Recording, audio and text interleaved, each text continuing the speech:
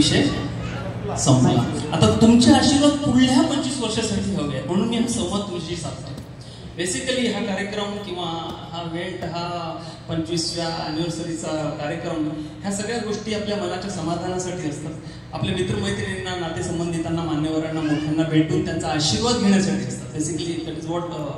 त्याच्यामुळे rather than माझी ही speech म्हणण्यापेक्षा हे तुमच्याशी मी एक प्रामाणिक आणि प्रेमळ असा संवाद साधण्याचा इन जनरल प्रयत्न करते on behalf of me and my wife Savita. आई सर, नमस्ते आई. मी या हाडके आणि वानखेडे कुटुंबाच्या वतीने सर्वांचं हार्दिक स्वागत सुद्धा इथे करतो.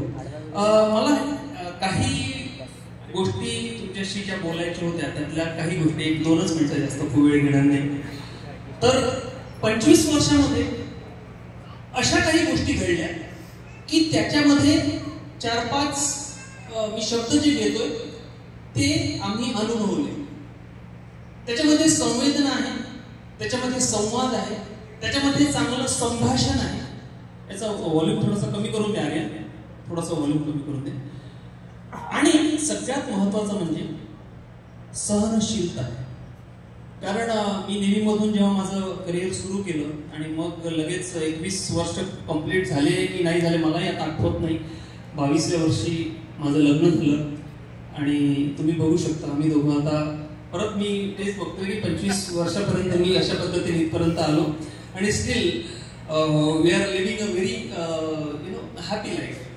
चढ उतार जसं आईने सांगितलं येतच राहतात जीवनामध्ये. आमच्या जीवनात चढ उतार आले, पण विषय असा होता की या सगळ्या ज्या सहच्या गोष्टी आहेत त्याच्यामध्ये मग आणखी 4 असे जॉईन झाले. त्याच्यामध्ये आम्हाला सद्गृहस्थ मिळाले, सद्विचार मिळाले, आम्हाला सद्भावना मिळाल्या, आम्हाला संगीत मिळालं, आम्हाला सांस्कृतिक जडणघडण मिळाली मागच्या 10 ते 12 वर्षांपासून. आणि त्याच्यामुळे मला असं वाटतं की इथे जेवढेही गृहस्थ आणि मान्यवर बसलेले त्याच्यापैकी 50% किंवा 60% लोक सांस्कृतिक क्षेत्रातले आहेत.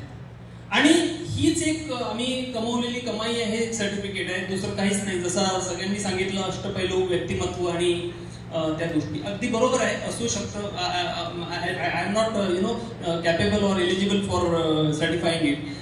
ते तुमच्या शुभेच्छांच्या वतीने असू शकतं. पण या सगळ्यांचं श्रेय, क्रेडिट माझे वडील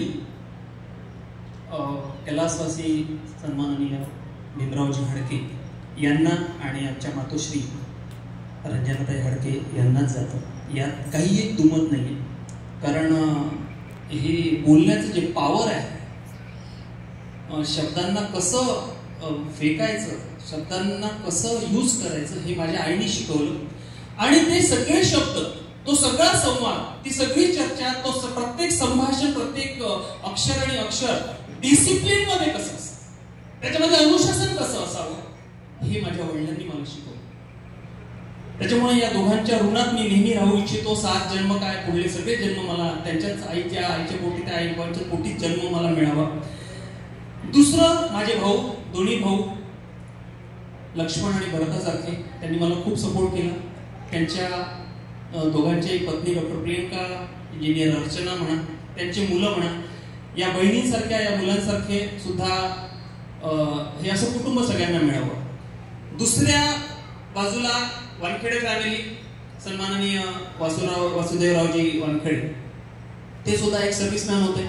त्याच्यामुळे त्यांच्या घरामध्ये सुद्धा ते डिसिप्लिन होतं. आज जर तुम्ही संजू भाऊंकडे बघितलं तर मुंबईला त्यांचं स्वतःचं एक अस्तित्व त्यांनी निर्माण केलं आहे. आणि डॉक्टर मेघा वानखेडे त्या आज इथे काही कारणामुळे येऊ शकल्या नाही, त्यांच्या मुलाचा पेपर आहे, त्यांनी सुद्धा ते इथे निर्माण केलं. दुसरा जो साळा आहे भानुदास, त्यांनी सुद्धा आपल्या वडिलांना, आईला सांभाळण्यापासून कुटुंबाला बरोबर यवतमाळला सेट करून रोजनिशीमध्ये त्या कुटुंबाला सांभाळून त्याचा सपोर्ट आम्हाला मिळाला.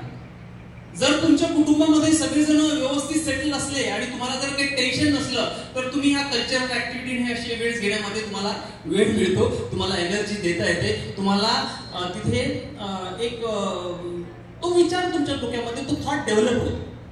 जर कुटुंबामध्येच खूप कॉम्प्लिकेशन्स असले, एकाच गोष्टी एकाला जुळत नसल्या, चार दिशेला चार तोंड असले, तर तशा गोष्टी होत नाही. तर माझ्या आई वडिलांनी किंवा वानखेडे फॅमिलीतल्या त्यांच्या आई वडिलांनी, त्या पूर्ण फॅमिलीनी या गोष्टी आम्ही जपल्या. कुठल्याही गोष्टी झाल्या तर संवाद साधून, संभाषण साधून, चर्चा करून आम्ही त्या एका लेवलला ओके ठीक आहे, काही हरकत नाही, घडली घटना, नो प्रॉब्लेम, त्याच्यावर आपण काहीतरी सोल्युशन काढू. आणि सोल्युशन काढण्यासाठी प्रत्येकाने काम केलं.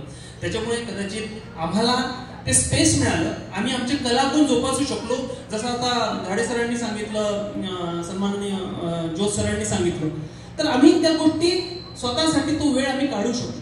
आणि हे सगळे मित्रमंडळी आणि यांच्याशी एक चांगले रिलेशनशिप डेव्हलप करू शकलो. त्याच्यामुळे relationship is absolutely based on the reliability, the reliance, the trust you create or you develop from yourself, and you reach up to every person you like, you love. तर ते आम्ही करत राहिलो आणि त्याच्यामुळे कदाचित तुमचं प्रेम आम्हाला या माध्यमातून हे जे मिळतंय ते नेहमी असंच मिळत राहावं, हीच एक सदिच्छा मी इथे व्यक्त करतो. आणि माझी बेटर हाफ सविता, हिच्याबद्दल मी काही खूप जास्त बोलणार नाही, कारण मला माहिती आहे तिने लग्नापासून आता या 25 वर्षाच्या कालावधीपर्यंत भरपूर काही गोष्टी तिने शिकली ती. त्याच्यानंतर त्यासोबतच कुटुंबाला सांभाळणं ह्या गोष्टी सुद्धा तिने खूप मोठ्या प्रमाणात त्या केल्या. आणि त्याच्यामुळे मी तिला on behalf of my the whole life मी तिला थँक्यू म्हणतो. आणि तुम्हा सर्वांचं सुद्धा पुनश्च एकदा आभार नाही पण ऋणात राहू इच्छितो. असं तुमचं प्रेम, आशीर्वाद, शुभेच्छा सदैव मिळत राहाव्या.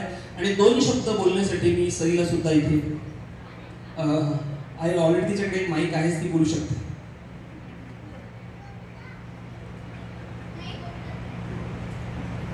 मला सुचत नाही की काय बोलावं.